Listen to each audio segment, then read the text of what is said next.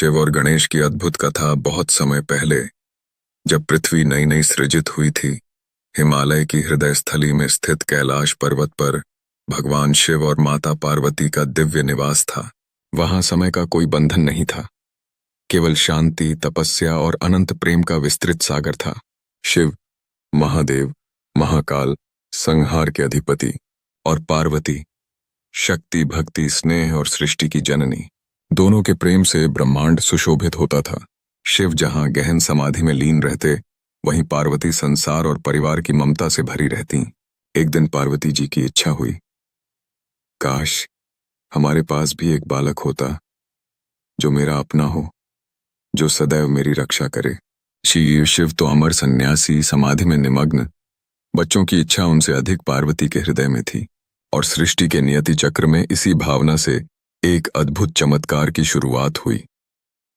गणेश का अद्भुत जन्म एक दिन जब शिव ध्यान में थे, पार्वती जी स्नान करने के लिए अपने कक्ष में गईं। उन्होंने अपने अंग से उतरे चंदन व केसर मिश्रित उपटन को अपने कर कमलों से समेटा और उसी से एक सुंदर बालक की मूर्ति बनाई। फिर अपने मातृत्व के दिव्य स्पर्श से उसमें प्राण फूंक दिए। पल भर में वह बालक जीवित हुआ। बड़े बड़े कान, मनमोहक मुख और अत्यंत तेजस्वी नेत्र। माता ने उसे देखते ही हृदय से लगा लिया और कहा, तुम मेरे पुत्र हो, और जब तक मैं स्नान करूं कोई भी भीतर न आए। तुम द्वारपाल हो। गणेश ने सिर झुकाकर आज्ञा मान ली। शक्ति की संतान थे, दृढ़, साहसी और कर्तव्यनिष्ठ। अपरिचय का संघर्ष। पुत्र बनाम पिता शिव समाधि से उठकर पार्वती के कक्ष की ओर बढ़े। गणेश ने मार्ग रोका। माता के आदेश के बिना आप भीतर नहीं जा सकते। शिव को अचरज हुआ, कैलाश में उन्हें रोकने का साहस कौन करे।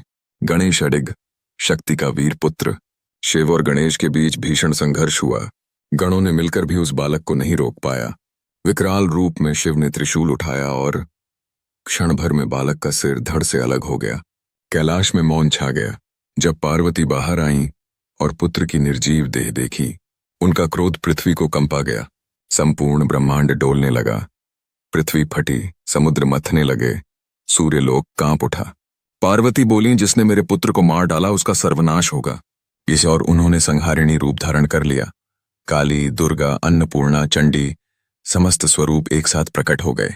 ब्रह्मांड संकट में देवता भागते हुए शिव के पास पहुंचे। प्रभु, माता पार्वती का क्रोध समस्त सृष्टि का नाश कर देगा। वो शिव समझ गए, यह त्रुटि अब ब्रह्मांड के भविष्य को निगल सकती है। उन्होंने विनम्र होकर पार्वती से क्षमा मांगी और वचन दिया, तेरे पुत्र को जीवन वापस मिलेगा, वह देवताओं में अग्रणी होगा। फिर उन्होंने गणों को आदेश दिया, उत्तर दिशा में जो भी प्रथम जीव मिले उसका सिर लेकर आओ। पहला जीव मिला, एक बलवान, एक दंत, विशालकाय हाथी। उसका सिर लाकर गणों ने शिव को दिया। शिव ने अपने हाथों से बालक के शरीर पर वह सिर स्थापित किया और जीवन मंत्र फूंका। दिव्य प्रकाश फैला। पार्वती पुत्र पुनः जीवित हो उठा। गणेश को श्रेष्ठत्व का वरदान सभी देवताओं ने आश्चर्य और उल्लास से उस अद्भुत बालक को देखा। शिव बोले, आज से तुम गणों के ईश्वर गणेश कहलाओगे। दे और फिर एक अनोखा वर, सृष्टि में कोई भी शुभ कार्य, कोई यज्ञ, पूजा, यात्रा, लिखाई, किसी भी मंगल की शुरुआत तुम्हारे पूजन के बिना नहीं होगी। तुम प्रथम पूज्य हो। देवताओं ने जय गणेश कहकर स्तुति की। पार्वती का क्रोध शांत हुआ और प्रेम का महासागर उमड़ पड़ा। गणेश शिव पार्वती की गोद में आकर मुस्कुराए। उनकी हंसी ने संसार को प्रथम आनंद दिया। बुद्धि और भक्ति का स्वामी बाद में ब्रह्मांड को ज्ञात हुआ कि गणेश न केवल विकट बाधाओं का नाश करते हैं, बल्कि वे बुद्धि के अधिपति, विद्या के देव, विघ्न रोधी कला और लेखन के प्रथम गुरु हैं। एक बार देवर्षि नारद वापस आए। वे गणेश के ज्ञान की परीक्षा लेना चाहते थे। उन्होंने महादेव के दोनों पुत्रों गणेश और कार्तिकेय से कहा, जो ब्रह्मांड का सबसे पहले पूरा चक्कर लगाएगा वही सर्वश्रेष्ठ माना जाएगा। कार्तिकेय तुरंत अपने वाहन मोर पर बैठकर आकाश की ओर उड़े, पर गणेश मुस्कुराए। उन्होंने शिव और पार्वती के चरणों की परिक्रमा की और बोले, आप दोनों ही तो समस्त ब्रह्मांड के जनक और जननी हो। देवता दंग रह गए और तभी से गणेश ज्ञान के देवता कहे गए। शेष लोक का आदर्श गणेश का विघ्नहर्ता रूप केवल परमवीरता नहीं, बल्कि प्रेम, धैर्य, कर्तव्य, बुद्धि और विनम्रता की शिक्षा देता है। वे सिखाते हैं, माता पिता सर्वोच्च हैं, कर्तव्य सर्वोपरि है। क्रोध का अंत विनाश है, ज्ञान का प्रकाश अंधकार मिटा देता है। हर कठिनाई में धैर्य रखो, समाधान अवश्य होगा गणेश। मां पार्वती की ममता और शिव की अनंत शक्ति का दिव्य संगम है। गणेश की मुस्कान का रहस्य, गणेश सदैव मुस्कुराते रहते हैं। क्यों? क्योंकि उन्होंने जीवन को सहजता से स्वीकारना सीखा। हाथी का सिर अपूर्णता नहीं बल्कि अद्वितीयता का प्रतीक है। उनके बड़े कान ज्यादा सुनो कम बोलो की सीख देते हैं। एक दंत एकाग्रता का संदेश है। बड़ा पेट अच्छी बुरी सभी बातों को धैर्य से पचाने का संकेत है। उनकी छोटी आंखें अंतर्दृष्टि और एकाग्रता की पहचान है। माता पिता के हृदय का शिरोमणि। जब भी शिव पार्वती अपने पुत्र को प्रेम से देखते, ब्रह्मांड आनंद से भर उठता। कभी गणेश अपनी सूंड से माता के चरण पखारते, कभी शिव की गोद में खेलते। शिव कहते, गणेश तुमने संसार को सिखाया कि भक्ति और बुद्धि साथ साथ चलें। और पार्वती उन्हें चूम कर कहती, तुम मेरे हृदय का चंद्रमा हो। तभी से गणेश हर घर, हर दिल, हर आरंभ के आराध्य बने। गणेशोत्सव जग का उत्सव। धरती पर जब लोग गणेश को घर बुलाते हैं, वह केवल मूर्ति नहीं, भगवान के साथ एक संबंध बनकर आते हैं। आगमन खुशी और विसर्जन विदा नहीं, फिर जल्दी आना की प्रतीक्षा है। कथा का सार, बिना अनुमति किसी स्थान में प्रवेश न करें। माता पिता का मान सर्वोच्च है। कर्तव्य और नियम के प्रति दृढ़ रहो क्रोध से, सृष्टि डगमगाती है। बुद्धि, प्रेम और भक्ति जीवन की विजय है। जय गणेश, जय महादेव। गणेश की कथा केवल जन्म की कहानी नहीं, जीवन जीना सिखाने वाला शाश्वत मार्ग है। गणेश और चंद्रमा की कथा। एक बार गणेश जी को देवताओं ने असीमित मोदकों का भोग लगाया। गणेश ने प्रेम पूर्वक सब ग्रहण किया और अपने ऊंचे पेट को सहलाते हुए अपने वाहन मूषक पर बैठकर लौटने लगे। रात्रि का समय था, पूर्णिमा की चमक। चंद्रदेव आकाश में विराजमान थे। गणेश मूषक पर थोड़े भारी लग रहे थे। मूषक का पैर एक छोटे से पत्थर में अटक गया और गणेश नीचे गिर पड़े। चंद्रदेव यह दृश्य देखकर हंस पड़े और बोले, देवताओं के प्रमुख होकर भी इतना बड़ा पेट, कितना हास्यास्पद। गणेश जी का चेहरा गंभीर। उन्होंने चंद्रमा को देखा और कहा, आज से तुम घमंडी हो गए हो। तुम्हारी चमक और सौंदर्य तुम्हारे अहंकार का स्रोत बन गया है, इसलिए आज से तुम अपयश के कारण बनोगे। जो भी तुम्हें आज के दिन देखेगा उस पर दोष लगेगा। वह चंद्रमा घबरा गए। वे तुरंत शिव पार्वती की शरण में आए। गणेश भी क्रोध शांत कर चुके थे। उन्होंने दया करते हुए कहा, शाप पूर्ण नहीं होगा। प्रत्येक दिन तुम घटोगे और बढ़ोगे। केवल भाद्रपद शुक्ल चतुर्थी के दिन तुम्हें देखने से मनुष्य को मिथ्या दोष लगेगा, परंतु यदि वह गणेश स्तुति कर ले तो दोष मिट जाएगा। सो इसी घटना से गणेश चतुर्थी की परंपरा स्थापित हुई। तुलसी और गणेश का प्रसंग। एक बार गणेश जी एकांत में ध्यान कर रहे थे। तभी तुलसी जी वहां आईं और गणेश को देखकर बोलीं, आप अत्यंत सुयोग्य हैं, कृपया मुझसे विवाह कर लीजिए। गणेश जी ने विनम्रता से कहा, मैं ब्रह्मचारी हूं, विवाह नहीं कर सकता। तुलसी को अपमान लगा और उन्होंने क्रोधित होकर कहा, तुम्हारा शीघ्र ही विवाह होगा। गणेश जी मुस्कुराए, लेकिन बोले, और तुम भी विवाह के बंधन में बंधोगी, परंतु तुम्हारा प्रियतम एक मृत शरीर होगा। बाद में तुलसी का विवाह शंखचूड़ नामक असुर से हुआ और इस प्रकार भविष्यवाणी पूर्ण हुई। इसीलिए गणेश पूजा में तुलसी का उपयोग वर्जित माना गया। गणेश और वेदों की रचना। महाभारत का लिखना। एक दिन महर्षि वेदव्यास कैलाश आए। उनके पास महाभारत जैसा महासागर था। इतिहास, नीति, धर्म, कर्म, प्रेम। वे चाहते थे कि इसे कोई दिव्य लेखक लिखे। गणेश ने सहर्ष स्वीकृति दी, परंतु शर्त रखी, यदि आपके कथन में कभी विराम हुआ तो मैं लिखना बंद कर दूंगा। व्यास मुस्कुराए, और मेरी शर्त, आप बिना अर्थ समझे कुछ नहीं लिखेंगे। दोनों की आंखों में दिव्यता की चमक। लेखन आरंभ हुआ। गणेश की लेखनी इतनी तीव्र कि कोई पंक्ति रुकी नहीं। जब उनकी कलम टूट गई, गणेश ने अपना दाहिना दंत स्वयं तोड़ा और लिखना जारी रखा। इसलिए उन्हें एक दंत कहा जाता है। इस लेखन ने सत्य धर्म का प्रकाश जगत में फैलाया। गणेश के गजानन रूप का रहस्य। गणेश की आकृति में गहन दार्शनिक संदेश छिपा है। अंग संदेश, हाथी का सिर, विशाल बुद्धि और धैर्य।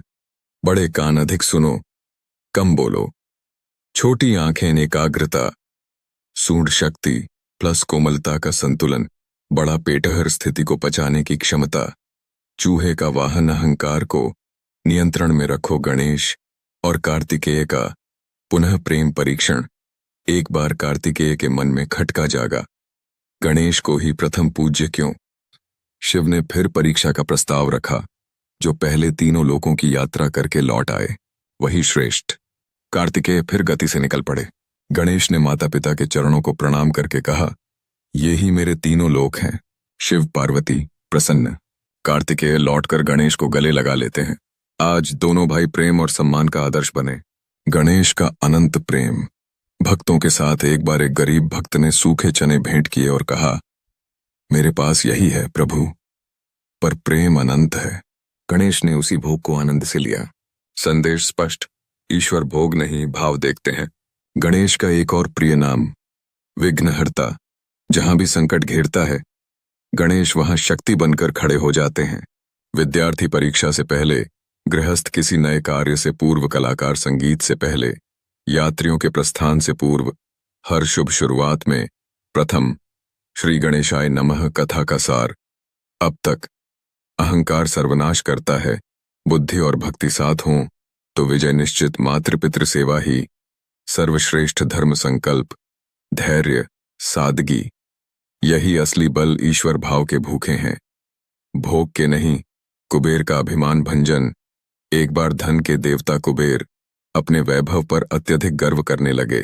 वे कैलाश आए और बोले, भोलेनाथ, मेरे सोने के महल में आइए, मेरा अलौकिक भोजन ग्रहण कीजिए। शिव मुस्कुराए, मैं नहीं, पर मेरा पुत्र आएगा। कुबेर प्रसन्न। उन्हें लगा बालक है, थोड़ा ही खाएगा, लेकिन गणेश असीम भूख के स्वामी। सोने की थालियां खाली होने लगीं। गणेश जहां जहां देखते सब खा जाते। महल, भंडार, यहां तक कि कुबेर का धन भी उनसे बच न सका। आखिर में गणेश बोले, भूख तो अभी शुरू हुई है। कुबेर का गर्व टूट गया।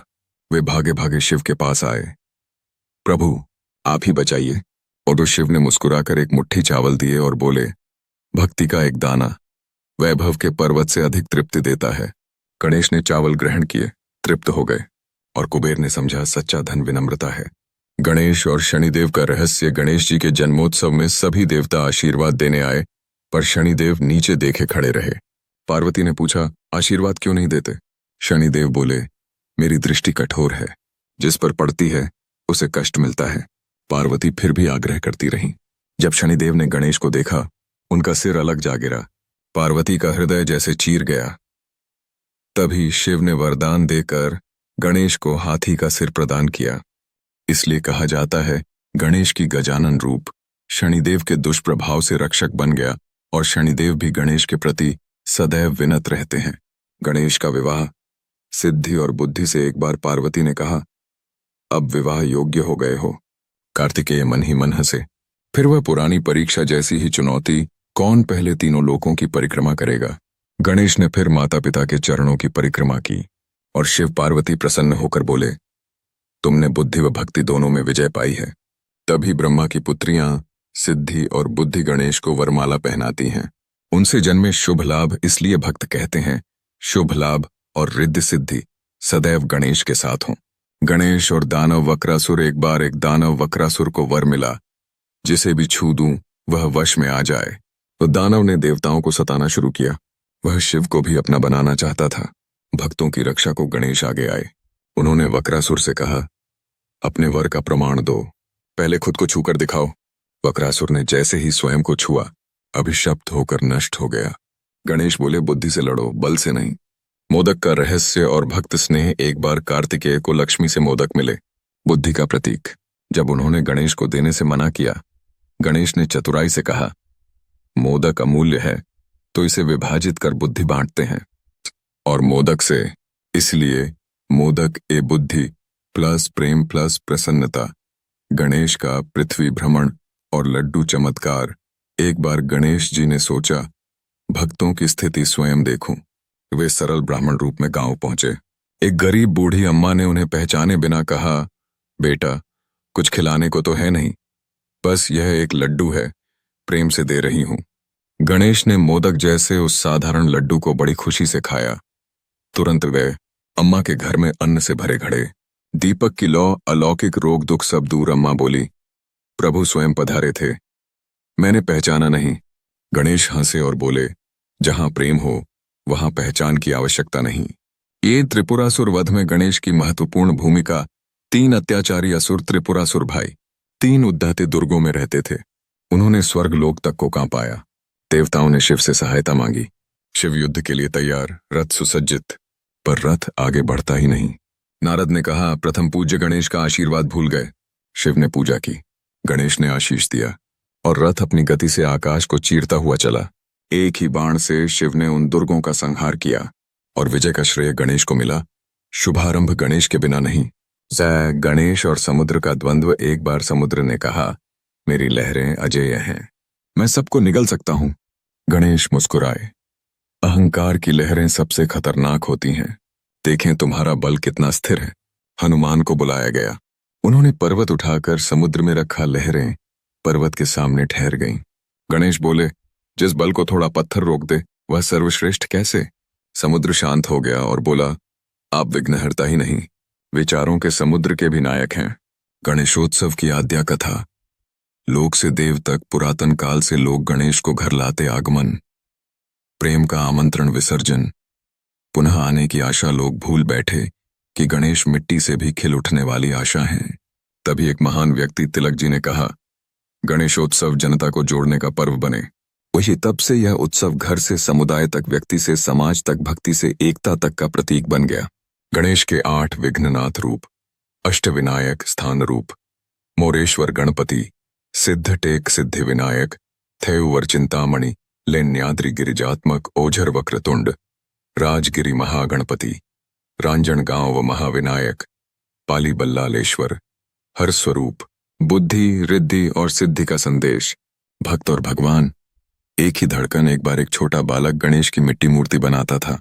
कहता, प्रभु ये मेरी छोटी सी दुनिया है, आप इसमें आ जाओ। गणेश मुस्कुराकर उसमें वास करते, क्योंकि जहां भाव है वहां भगवान है। गणेश के जन्म का रहस्य जान पृथ्वी और देवलोक में उत्सव का वातावरण था। सभी देवताओं ने गणेश को आशीर्वाद दिया। गणेश का चंद्रमा पर क्रोध। एक दिन गणेश महाराज अपने प्रिय सेवक मूषक पर सवार होकर आनंदपूर्वक विहार कर रहे थे। तभी अचानक मूषक के मार्ग में एक सर्प आ गया। डर से मूषक फिसल गया और गणेश जी धड़ाम से गिर पड़े। उनका पेट खुल गया और लड्डू इधर उधर बिखर गए। तभी चंद्रदेव ने इस दृश्य को देखकर हंस दिया। देखो, मोटू गणेश गिर पड़े। गणेश का अपमान उन्होंने सहन न किया। उन्होंने क्रोध में शाप दिया, आज से जो भी चंद्रमा को देखेगा उस पर कलंक लगेगा और उसे मिथ्या दोष झेलना पड़ेगा। चंद्रमा का तेज मंद हो गया। देवताओं में हाहाकार। देवताओं ने विनती की, प्रभो चंद्रमा के बिना संसार अंधकारमय हो जाएगा। गणेश शांत हुए और बोले, जो लोग भाद्रपद के शुक्ल पक्ष की चतुर्थी को मेरा व्रत रखेंगे वे इस दोष से मुक्त रहेंगे। इस प्रकार गणेश चतुर्थी का शुभ विधान प्रारंभ हुआ। गणेश का सर्प आभूषण। गणेश ने उसी सर्प को उठाया और अपने पेट पर बांध लिया, मानो कह रहे हों, संतुलन मेरा, सामर्थ्य मेरा। शिव जी यह दृश्य देखकर मुस्कुराए। मेरे पुत्र में अब वीरों का तेज आ गया है। गणेश और कार्तिकेय, सर्वोच्च कौन? समय बीता। एक दिन देवताओं में चर्चा छिड़ गई, सबसे श्रेष्ठ कौन, कार्तिकेय या गणेश? पार्वती जी बोली, जो पूरे त्रिलोक का एक चक्र पहले लगाएगा वही श्रेष्ठ होगा। कार्तिकेय तुरंत अपने मोर पर बैठ आकाश की ओर उड़ पड़े, पर गणेश वहीं खड़े रहे। मुस्कुराए उन्होंने माता पिता शिव पार्वती के चरणों की प्रदक्षिणा कर ली और बोले, माता पिता ही तो त्रिलोक हैं। सभी स्तब्ध रह गए। शिव बोले, अतुल बुद्धि के स्वामी गणेश ही सर्वोच्च हैं। कार्तिकेय भी मुस्कुराए, भैया आपकी बुद्धि के आगे मेरी वीरता भी नतमस्तक है। उस दिन से गणेश को प्राप्त हुआ विघ्नहर्ता और सिद्ध विनायक का महाप्रताप। शंखासुर का आतंक। एक समय शंखासुर नामक दैत्य ने सभी शास्त्र चुरा लिए और समुद्र में जा छिपा। ज्ञानहीनता फैल गई, पूजा विधि तक भुला दी गई। देवताओं ने शिव पार्वती से प्रार्थना की, गणेश जी ही इस विकट संकट को दूर कर सकते हैं। गणेश जी समुद्र पहुंचे। दैत्य हंसा, इस छोटे से बालक में मुझे हराने की शक्ति? गणेश मुस्कुराए, देख असुर, ज्ञान चुराने वाला कभी विजयी नहीं होता। युद्ध आरंभ हुआ। गर्जन तर्जन से समुद्र कांप उठा। अंततः गणेश ने शंख फोड़ दिया और शास्त्र चारों दिशाओं में फैल गए। देवलोक में आनंद। गणपति बाप्पा मोरया। गणेश का असुरों को ज्ञान पथ दिखाना। गणेश जी ने शंखासुर को मारा नहीं, उन्होंने उसे ज्ञान दिया। असुर भी यदि धर्म का पालन करें तो उन्हें भी मोक्ष का मार्ग मिलता है। शंखासुर ने पश्चाताप कर गणेश की शरण ले ली। शिव बोले, पुत्र, तुमने शक्ति और करुणा दोनों का परिचय दिया है। तारकासुर का वापसी प्रहार। शंखासुर पर विजय की खबर सुन पुराना दैत्य तारकासुर फिर उभर आया। उसने देवलोक पर आक्रमण कर दिया। मैं कार्तिकेय से पराजित हुआ था, पर अब गणेश से बदला लूंगा। शिव ने आदेश दिया, गणेश, यह युद्ध धर्म की परीक्षा है। ये देवसेना संग युद्ध आरंभ हुआ। गणेश जी के अंकुश और पाश चमक उठे। मूषक तीव्रता से दौड़ा युद्ध भूमि में असुरों पर बिजली सा प्रहार। अंत में तारकासुर पराजित हुआ। उसने क्षमा मांगी। गणेश ने आशीष दिया, धर्म का मार्ग अपनाओ, विजय तुम्हारी होगी। देवताओं ने आकाश गूंजाया, जय गजानन।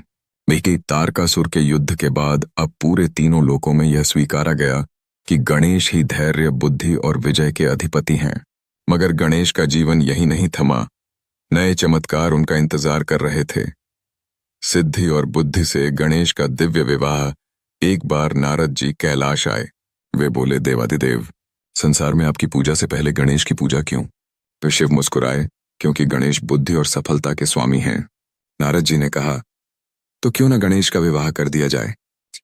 शिव पार्वती ने प्रसन्न होकर ब्रह्मा जी की 2 कन्याओं, सिद्धि और बुद्धि, से विवाह का प्रस्ताव रखा। विहंगम मंडप बना। देवऋषि, गंधर्व, अप्सराएं सब उपस्थित। जय जयकार के मध्य विवाह संपन्न हुआ। गणेश के पुत्र हुए शुभ। हर मंगल का प्रतीक लाभ, हर सफलता का प्रतीक देवलोक में उद्घोष। जहां शुभ लाभ हों वहां गणेश हों। गणेश, न्याय के देव। एक बार एक भक्त 2 भाइयों को लेकर गणेश जी के समक्ष आया। वे दोनों संपत्ति को लेकर झगड़ रहे थे। गणेश जी ने दोनों की बातें सुनी। उन्होंने एक साधारण सा प्रश्न पूछा, किसने अपने पिता की सबसे अधिक सेवा की? दोनों चुप। गणेश बोले, धन का अधिकार सेवा के अनुसार ही होना चाहिए। तो यह सुन दोनों भाइयों ने आपसी विवाद समाप्त कर माता पिता की सेवा का संकल्प लिया। इस प्रकार गणेश न्यायप्रिय और परिवार संरक्षक रूप में प्रसिद्ध हुए। असुरों का उद्धारक रूप गणेश जी के करुणामय स्वरूप का प्रसार इतना बढ़ा कि कई दैत्य भी उनकी शरण आने लगे। महालोलुप नामक असुर लूटपाट में आनंद लेता था। उसके नेत्रों में पश्चाताप की झलक देख गणेश बोले, जो व्यक्ति श्रेष्ठ ज्ञान अपनाता है वह कल भी असुर हो, आज देवत्व पा सकता है। महालोलुप ने पाप त्याग दिया। गणेश ने उसे शौर्य का वरदान दिया कि वह धर्म की रक्षा करे। देवताओं ने देखा, गणेश न केवल विघ्नहर्ता बल्कि विवेक और मोक्ष मार्ग के दाता हैं। ऋतु एवं प्रकृति संरक्षक रूप। एक बार पृथ्वी पर अनावृष्टि और भयंकर सूखा पड़ गया। लोगों ने गणेश चतुर्थी का व्रत किया और गणेश जी से प्रार्थना की, विघ्नों का नाश कीजिए। गणेश जी ने वर्षा देव इंद्र को स्मरण किया, धरती मां तप रही है, मेरे भक्त पीड़ित हैं। इंद्र के मेघ उमड़ पड़े, सूखी धरती पर जीवन का संचार हो गया। सब जयकार करने लगे, गणपति बाप्पा मोरया। गजमुखासुर का आक्रमण। हिमालय की तलहटी में गजमुखा नामक शक्तिशाली दैत्य साधुओं और ऋषियों को सताने लगा। उसने तपस्थलों पर कब्जा कर लिया। पृथ्वी कांप उठी। ऋषियों ने कैलाश पहुंच गणेश से विनती की, हमें इस अत्याचारी से बचाइए। गणेश ने मूषक पर आरूढ़ होकर युद्ध भूमि की ओर प्रस्थान किया। भयानक युद्ध हुआ, पर्वत डोलने लगे। अंततः अपने पाश से गजमुखासुर को बांधा और कहा, शक्ति का सही उपयोग वही है जो संरक्षण करे, विनाश नहीं। गजमुखासुर को ज्ञान मिला और उसने शरण ले ली। गणेश बोले, तुम मूषक रूप में मेरे साथ रहो, और तभी से मूषक गणेश का वाहन बना। गजमुखासुर के पराजय के बाद देवताओं का विश्वास और भी दृढ़ हो गया कि गणेश ही वह देव है जो हर युग में धर्म की स्थापना करेंगे। परंतु इतिहास में आगे और भी अद्भुत प्रसंग आने बाकी थे। गणेश और श्री कृष्ण की दिव्य मित्रता। द्वापर युग में जब श्री कृष्ण अवतरित हुए, देवताओं ने कहा, गणेश जी, पृथ्वी पर श्री कृष्ण रूपी लीला का विस्तार होगा, आप भी उनके साथ सहयोग कीजिए। एक दिन व्रज में होली का उत्सव चल रहा था, रंग, उमंग और उल्लास। तभी बालक कृष्ण ने देखा कि एक देव पुरुष उनके समक्ष खड़े मुस्कुरा रहे हैं। कृष्ण बोले, आप कौन? गणेश हंसकर बोले, मैं बुद्धि और सौभाग्य का स्वामी गणेश। कृष्ण ने तुरंत रंग उठाया और बोले, तो चलिए मुझसे मित्रता करें, और उनकी सूंड पर रंग लगा दिया। उस दिन से दोनों दिव्य मित्र बन गए। गणेश ने कृष्ण से कहा, मैं तेरी हर लीला में अदृश्य से रहकर रक्षा करूंगा। और वास्तव में जहां कृष्ण पर संकट आया वहां गणेश की अदृश्य कृपा ने उन्हें हर बार सुरक्षित रखा। वेद पुराणों के लेखक गणेश, एक बार ब्रह्मांड में ऐसा ज्ञान प्रकट होने जा रहा था जो विश्व को सदैव दिशा देगा। महाभारत। इतिहास इतना विस्तृत है कि मेरी वाणी के वेग के साथ कोई लिख नहीं सकेगा। फिर व्यास जी कैलाश पहुंचे, गणेश जी से निवेदन किया, आप ही इस धर्म ग्रंथ को लिखें। गणेश मुस्कुराए, शर्त यह है कि आप बिना रुके बोलेंगे। व्यास बोले, और आप तब तक लिखेंगे जब तक अर्थ समझ में आता रहे। इन दोनों की यह तर्क शक्ति की अद्भुत परीक्षा समस्त युगों के लिए उदाहरण बन गई, और इस तरह गणेश बने लेखक देव, लिपिकर्ता और ज्ञान पताका। तत्दु स्वरूपों का रहस्य, विश्व में जहां भी विघ्न आते, गणेश नया स्वरूप धारण कर लेते। उनके 32 रूप संसार में प्रसिद्ध हुए, कभी बाल रूप, कभी योद्धा, कभी तपोमूर्ति, तो कभी संगीत स्वरूप। हर रूप में एक संदेश। जहां श्रद्धा है वहां सफलता है। कलयुग में गणेश पूजा का महत्व कलयुग की शुरुआत में ही देवताओं ने निर्णय किया। कलयुग में यदि कोई देव सबसे अधिक शीघ्र फलदायक होंगे तो वह हैं श्री गणेश। क्योंकि बुद्धि चाहिए तो गणेश, सफलता चाहिए तो गणेश, परिवार में सुख चाहिए तो गणेश, संकट हो तो गणेश। इसलिए हर शुभ कार्य से पहले गणेश का स्मरण किया जाता है। वक्रतुंड महाकाय। धरती के लिए गणेश का संकल्प। एक दिन शिव गणेश के बीच अत्यंत गूढ़ संवाद हुआ। शिव बोले, पुत्र, तीनों लोगों को तेरी बुद्धि और करुणा की आवश्यकता सदैव रहेगी। गणेश ने उत्तर दिया, मैं हर युग में, हर जन्म में भक्तों की रक्षा करूंगा। तब शिव ने आशीर्वाद दिया, युगों बाद जब पृथ्वी पर मनुष्य भटकेंगे, दूषित होंगे, तब तू ही उन्हें पुनः धर्म और पर्यावरण के मार्ग पर लाएगा। धीरिस मले। और इसी संकल्प से गणेश चतुर्थी जैसे पर्वों का विस्तार हुआ, जहां मानव, प्रकृति और देवत्व तीनों एक हो जाते हैं। ब्रह्मांड में धर्म का प्रकाश फैल चुका था। गणेश जी ने दैत्यों का उद्धार किया, ज्ञान और न्याय का प्रसार किया, पृथ्वी को जीवन दिया, भक्ति और सफलता का मार्ग सरल किया। अब समय था भविष्य की ओर एक महान संदेश छोड़ने का। शिव और गणेश का अंतर्यामी संवाद। एक दिव्य रात, कैलाश पर चांद की शीतल रोशनी थी। शिव ध्यान में बैठे थे, पार्वती साथ थीं। गणेश आगे आए, पिताश्री, मेरा अगला कर्तव्य क्या होगा? फिर शिव बोले, पुत्र गजानन, कलयुग में मनुष्य लोभ, क्रोध और अहंकार के जाल में फंसेंगे। वे प्रकृति और परिवार से दूर हो जाएंगे। गणेश ने गंभीर स्वर में कहा, तो मैं उनके पथ प्रदर्शक बनूंगा। इस शिव ने आशीर्वाद दिया, जहां भी मनुष्य भटकेगा, तुम्हारा स्मरण उसे सही मार्ग दिखाएगा। प्रकृति संरक्षक गणेश की भविष्यवाणी। गणेश ने कहा, जब मनुष्य जल, वृक्ष और पर्वत को भूल जाएगा, मैं हर घर पहुंचकर उन्हें प्रकृति से पुनः जोड़ दूंगा। इसी संकल्प का बीज आज भी है।